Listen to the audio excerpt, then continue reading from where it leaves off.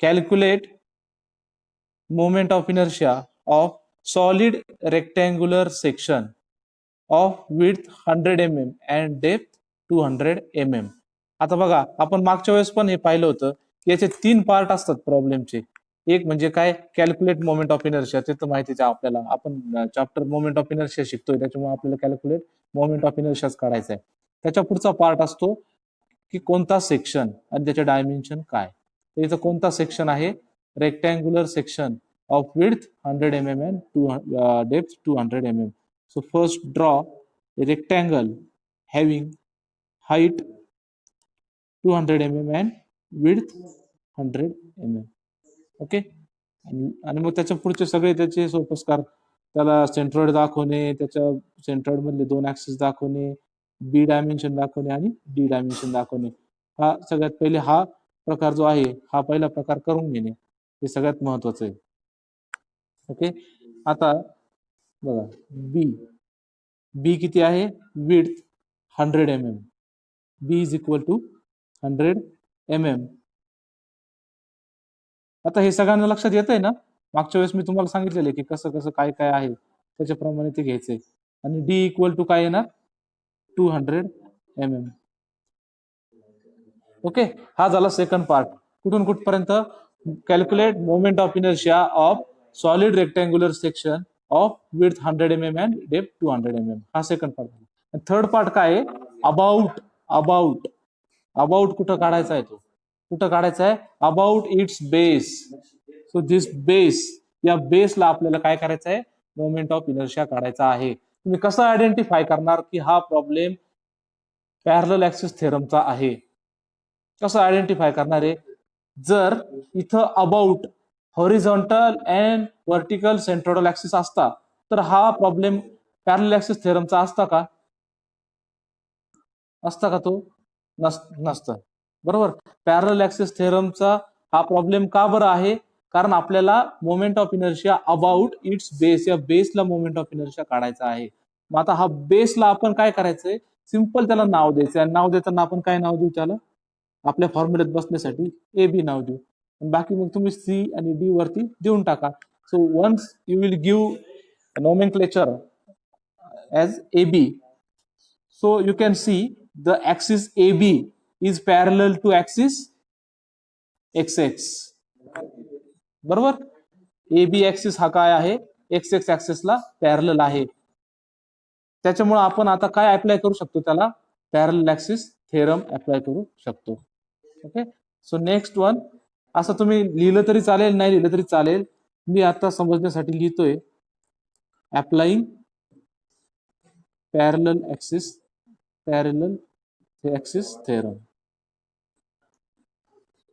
आता parallel axis थेरमचा formula I A B equal to, आता ए बी कशाला पॅरलल आहे, एक्स एक्स ला, त्याच्यामुळे पुढे काय येणार, I x x plus plus A H square. आता हा फॉर्म्युला झाल्यानंतर जेव्हा तुम्ही आय एक्स एक्स ची व्हॅल्यू काढणार, ए ची व्हॅल्यू काढणार आणि एच ची व्हॅल्यू काढणार, आणि हे या फॉर्म्युलामध्ये टाकलं की तुम्हाला आय ए बी मिळाला. Okay. So simply you have to calculate this three things. First of all, याच्यामधली पहिली कोणती कॅल्क्युलेट करू आपण आता, आय एक्स एक्स. कशी येईल आता आय एक्स एक्स, काय फॉर्म्युला येईल, I x x is equal to b d cube by 12. बरोबर. B d cube upon 12. So this is the formula. I x x चा फॉर्म्युला आपल्या रेक्टँगल साठी, आपल्याला आता हे फॉर्म्युले पाठ करून टाकायचे. रेक्टँगल साठी आय एक्स एक्स चा formula b into d cube upon 12. Okay. So 100 into 200 cube upon 12. करा आता ते, तुमच्याकडे जर कॅल्क्युलेटर असेल तर कॅल्क्युलेटर वरती पण करा. 100 into 200 cube equal to divided bye 12. Engineering press केलं, 66.66 इंटू 10⁻⁶. ओके. 66.66 इंटू 10⁶.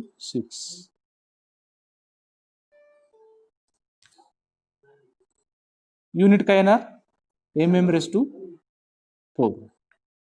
युनिट काय येणार त्याचं mm⁴.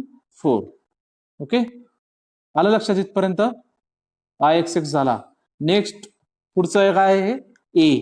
What is a? ए म्हणजे काय आहे? मी तुम्हाला आठवत असेल, सगळ्यात पहिलं मी तुम्हाला काय केलं होतं, युनिट कन्व्हर्जन आणि एरिया काढायचे, बरोबर ना? की नाही, एरिया कॅल्क्युलेट करायचे प्रत्येक गोष्टीचे. ते तुम्हाला आता लक्षात येईल हळूहळू की एरिया का महत्वाचे आहेत म्हणून. प्रत्येक वेळेस तुम्हाला एरिया हा कॅल्क्युलेट करावाच लागणार आहे, कोणताही प्रॉब्लेम असो.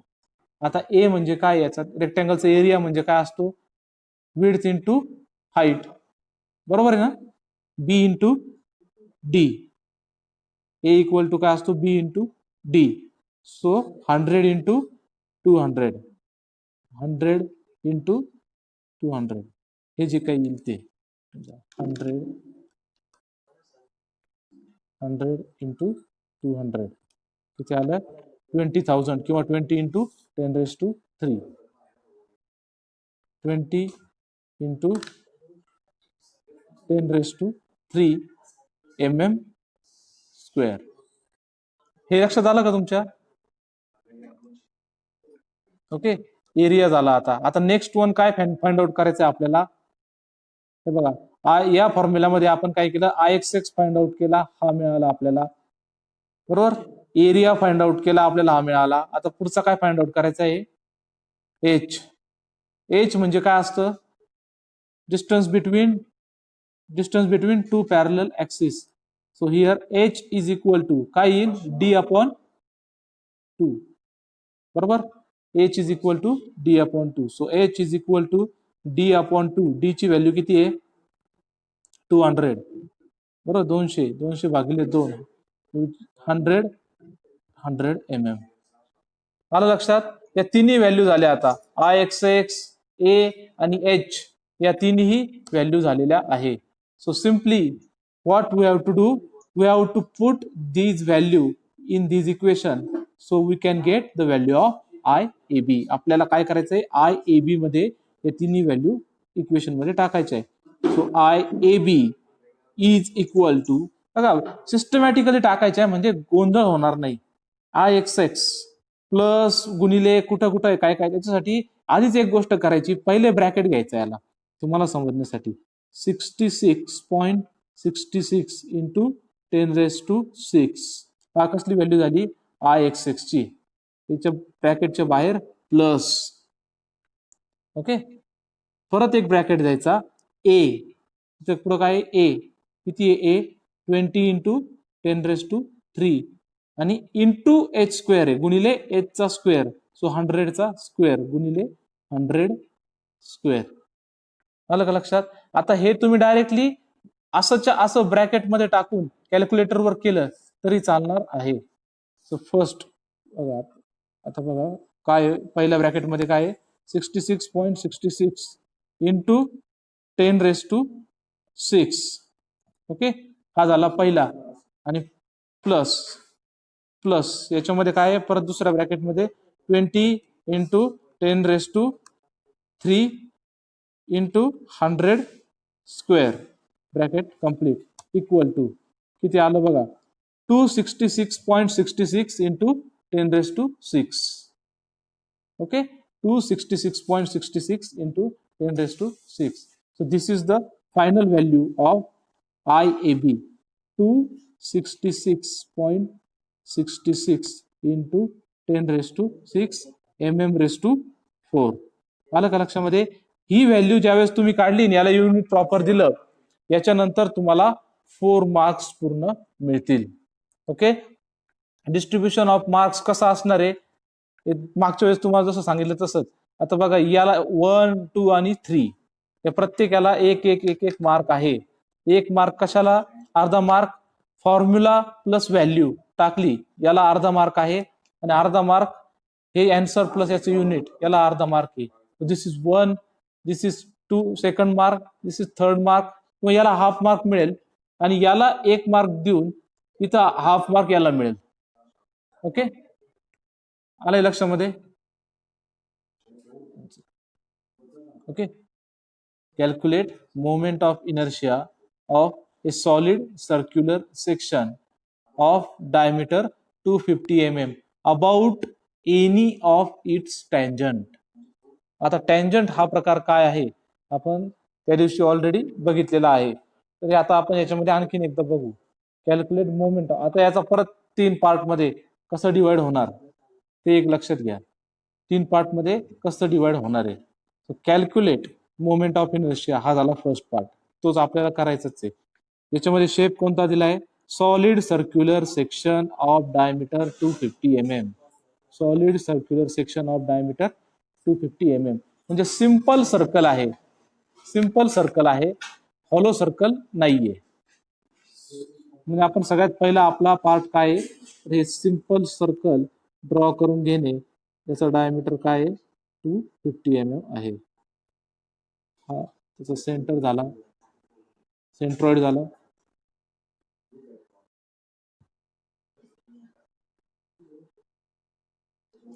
D is equal to 250 mm. Okay, just a minute. हा झाला डायमीटर त्याचा. त्याच्यानंतर x आणि हा झाला y. ओके, आता काय म्हणलेलं आहे, हा झाला solid circular section of diameter 250 mm. आणि third part calculate moment of inertia about any of its tangent. Any of its tangent म्हणजे टँजंट म्हणजे काय? सगळ्यात पहिले टँजंट म्हणजे अशी कुठली लाईन जी लाईन सर्कलला कुठल्या तरी एकाच पॉइंटला टच होऊन जाते. That point may be here, that point may be here, that point may be here, here और हिअर. कुठेही असू शकतो. कारण काय म्हणलं त्यांनी? Any of its tangent. Any म्हणजे कुठेही असू शकतो. So will take that point here for our convenient. आपण तिथं घेणार आणि याच्यामधून टच होणारी जी टँजंट आहे ती आपण टँजंट ड्रॉ करणार. आणि आता मला सांगा, या टँजंटला नाव काय देणार आपण? Tangent A B. Okay, so this is tangent A B. मग मी इथं खाली म्हणतो टँजंट ए बी. आणि आपल्याला काय करायचंय? Moment of inertia about any of its tangent. म्हणजे या टँजंटला मोमेंट ऑफ इनर्शिया कॅल्क्युलेट करायचा आहे. आता टँजंटला काढायचा आहे. आपण सर्कलचा कुठं कुठं काढलेला आहे? एक्स ला काढलाय आणि वाय ला काढलाय. त्याला आपल्याला फॉर्म्युला माहिती. पण ए बी ला, या टँजंटला काढायला आपल्याला फॉर्म्युला नाहीये. मग आपण काय अप्लाय करू शकतो? ही टँजंट जी आहे ही एक्स ऍक्सिसला कशी आहे? पॅरलल आहे. सो इथं आपण काय करणार? परत पॅरलल ऍक्सिस थिअरम. कशावरून फाइंड आउट केला तुम्ही? टँजंट आहे. टँजंटला आपल्याला फॉर्म्युला नाहीये. आणि या तुमच्या सिलेबसमध्ये जर एक्स आणि वाय सोडून जर तिसरा कुठलाही जर ऍक्सिस असेल तर तो एकतर पॅरलल असेल किंवा तो पोलर मोमेंट ऑफ इनर्शिया असेल, जो आपण परपेंडिक्युलर ऍक्सिस मध्ये घेणार आहे. इथं पोलर मोमेंट ऑफ इनर्शिया कुठेही मेन्शन नाहीये. याचा अर्थ आपल्याला काय करायचा आहे? पॅरलल ऍक्सिस थिअरमच वापरायचा आहे. कारण की ही टँजंट जी आहे ती एक्स ऍक्सिसला पॅरलल आहे. सो अप्लाइंग, हे लक्षात ठेवायचं, applying parallel axis theorem.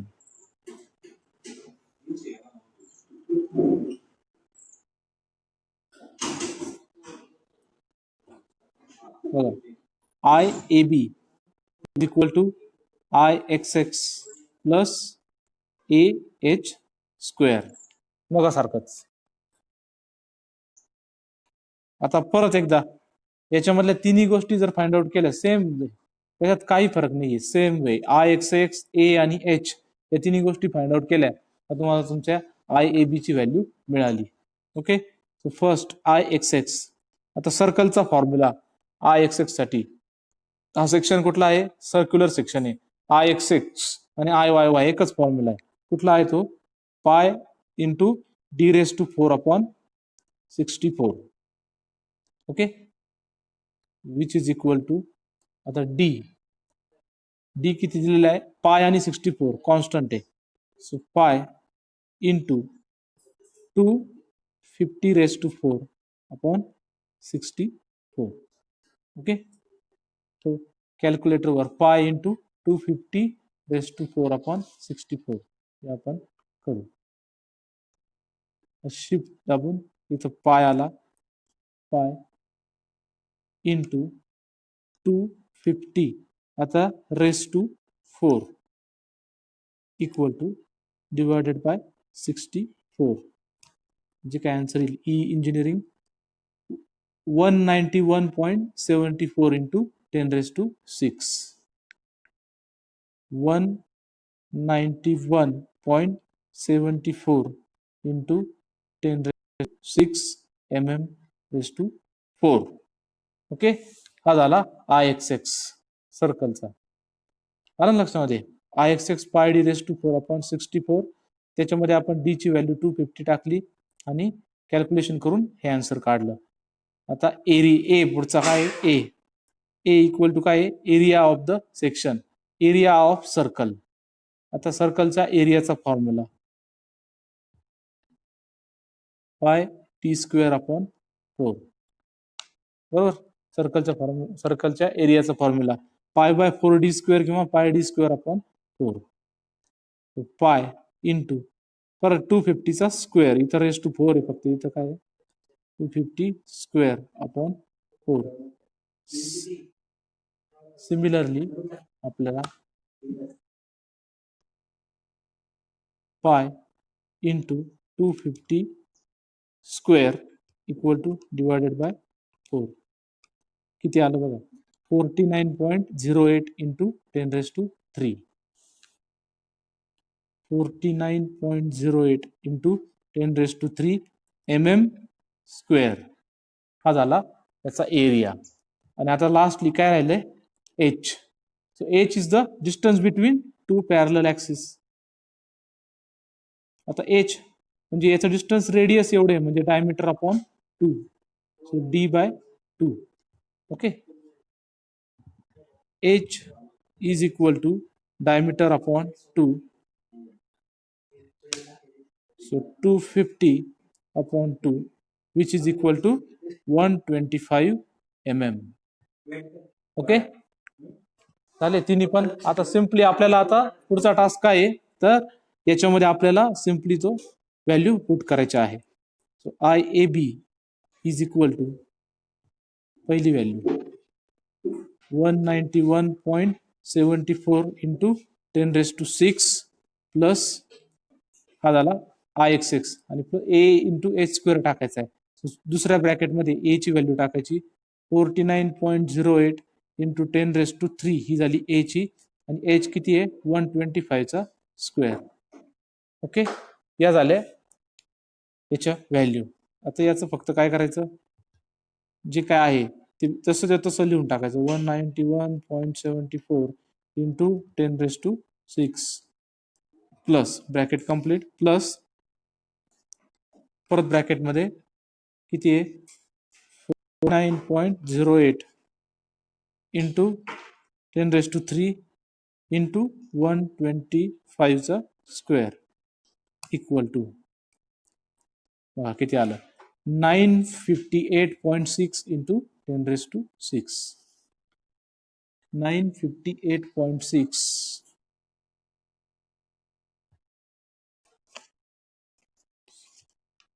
Into 10⁻6 कसली व्हॅल्यू झाली IAB ची. So moment of inertia mm⁻4, moment of inertia about any tangent of a circle of diameter 250 mm is 958.6 into 10⁻6 mm⁻4. Okay, हा जो आहे हा झाला मोमेंट पॅरलल ऍक्सिस थेरमचा सर्कलचा प्रॉब्लेम.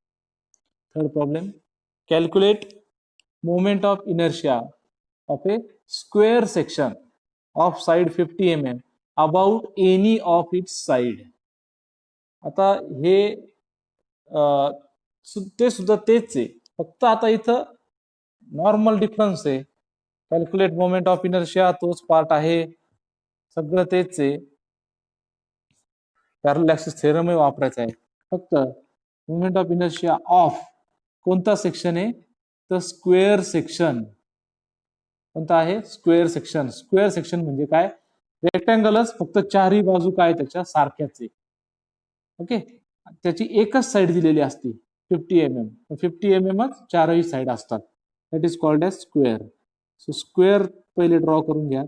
स्क्वेअर आणि रेक्टँगल मध्ये हा फरक आहे. स्क्वेअर मध्ये काय असतात चारही बाजू सारख्या असतात आणि चारही अँगल हे 90 डिग्री असतात. बाकी सगळं हे सेमच ड्रॉ करायचं आहे एक्स एक्स आणि वाय वाय. तर आता इथं तुम्ही वाटलंच तर बी इक्वल टू 50 mm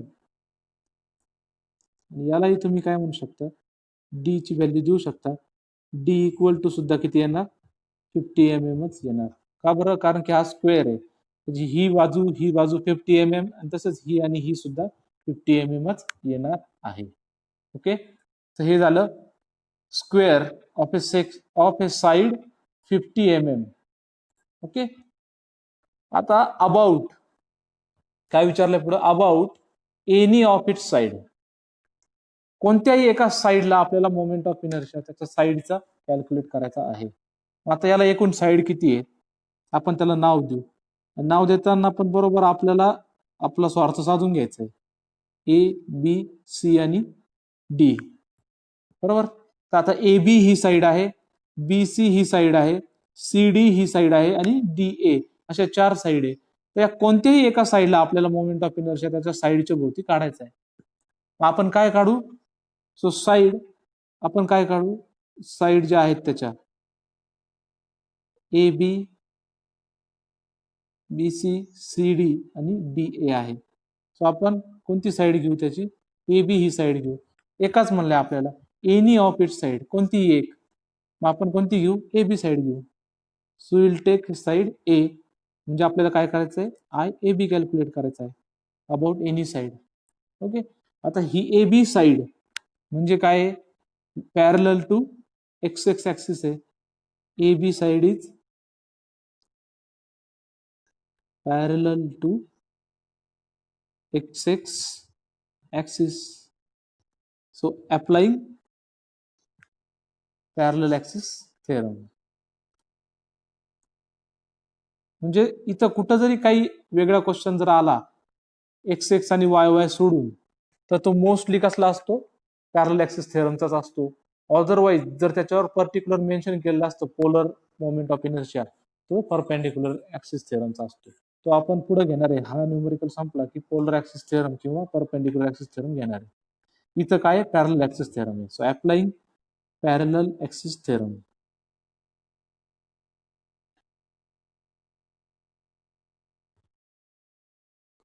टाका त्याचा फॉर्म्युला. काय फॉर्म्युला आहे पॅरलल ऍक्सिस थेरमचा I A B equal to I x x plus A H square. याच्यानंतरची टास्क काय राहते आपल्याला simply I x x A आणि एच याचे व्हॅल्यू कॅल्क्युलेट करणे. ओके सो फास्ट आता तुम्हाला माहिती होऊन गेलेलं आहे आय एक्स एक्स. आता हा रेक्टँगल आहे असं कन्सिडर जर केलं तुम्ही स्क्वेअरच आहे पण रेक्टँगल असं कन्सिडर जर केलं तर रेक्टँगल साठी फॉर्म्युला काय असतो बी डी क्यूब अपॉन 12 हाच घ्यायचा. फक्त याच्यामध्ये बी आणि डी सारखे आले सो असू द्या 50 इंटू 50 क्यूब अपॉन 12 असं करू शकतो आपण. काय आलं बघा 50 into 50 cube upon 12. So 520.8 into 10 raised to 3. Okay, 520.8 into 10 raised to 3 mm raised to 4. हा झाला IXX.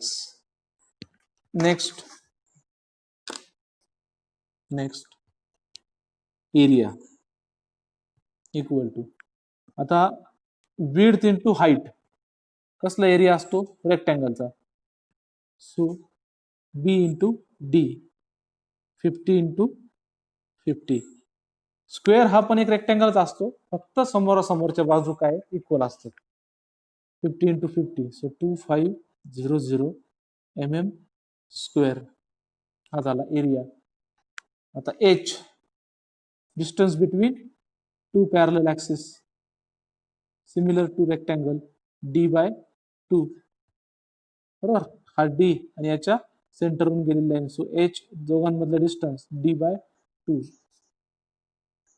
So h is equal to d by 2. d किती आहे 50 upon 2 which is equal to 25 mm. IXX झाला, ए झाला आणि एच झाला. सगळ्या याच्या प्रॉब्लेम मध्ये सेम सेम वेनी जायचंय पॅरलल ऍक्सिस थेरमचा. हे प्रॉब्लेम डायरेक्टली एक्झाम मध्ये विचारतात 4-4 मार्कांना. ओके, त्या आधीचे जरी नसतील विचारत तरी हे विचारले जातात. एकदम सिंपल आहे. IXX कॅल्क्युलेट करायचा, ए आणि एच कॅल्क्युलेट करायचा, सिंपल. फक्त त्याच्यामध्ये व्हॅल्यू टाकून द्यायच्या, घाई करायची नाही कुठलीच. IXX या पूर्ण स्टेप करून घ्यायच्या. एखादी स्टेप जर स्किप झाली ना तरी पण सुरुवातीला करा, नंतर तुमची प्रॅक्टिस झाल्यावर एखादी स्टेप स्किप केली तरी चालेल. ए ओके, बघा IXX ची व्हॅल्यू आपण इथे टाकली, प्लस ए ब्रॅकेटमध्ये ए ची व्हॅल्यू 2500 इंटू एच चा स्क्वेअर म्हणजे 25 चा स्क्वेअर हा टाकला आणि कॅल्क्युलेट केलं. First bracket 520.8 into 10⁻³ plus 2500 into 25 square, so 2.08 into 10⁻⁶. किती आली value 2.08 into 2.08 into 10⁻⁶ mm⁻⁴. Okay, हे झालं मोमेंट ऑफ